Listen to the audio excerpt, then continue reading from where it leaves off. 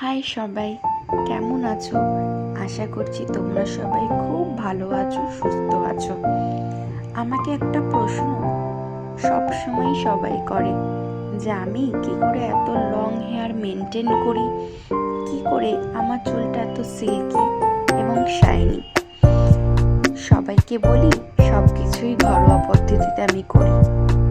তোমরা এখানে দেখতে পাচ্ছ এক প্লেট আমি অনেক কিছু নিয়েছি, কিন্তু নিয়েছি ছাঁচি পেঁয়াজ, নিয়েছি কারি পাতা, আমলকি থেতো করে নিয়েছি, জবার পাতা, জবার ফুল ছোট ছোট করে কেটে নিয়েছি, অ্যালোভেরা, সর্ষের তেল, লবঙ্গ, মেথি, কালো জিরে, এবার আমার সব থেকে ফেভারিট কোকোনাট অয়েল। তোমরা যে কোনো কোকোনাট অয়েল ইউজ করতে পারো। আমি শালিমারি কোকোনাট অয়েলটা ছোটবেলার থেকেই ইউজ করে থাকি। কড়াই গরম করতে দিয়ে দিয়েছি কোকোনাট অয়েল।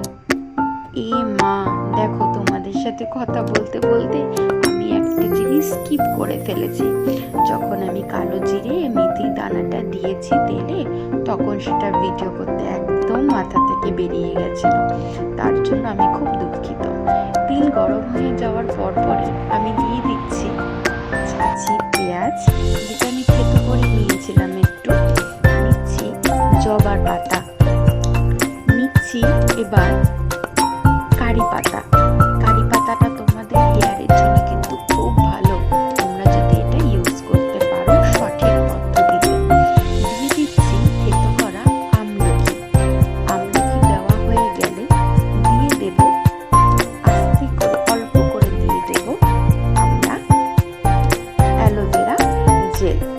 অ্যালোভেরা টুকরো করে কাটা ছিল আমার। দিয়ে দিচ্ছি জবার পাতা না, জবার ফুল।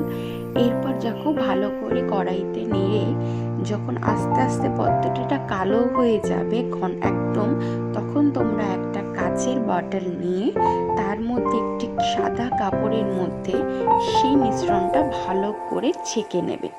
ছেঁকে নিলেই তোমাদের দেখো তৈরি হয়ে গেল থিক হেয়ার, লং হেয়ারের জন্য একটা সুন্দর তেল। এটা ইউজ করো, হেয়ারের জন্য খুব ভালো।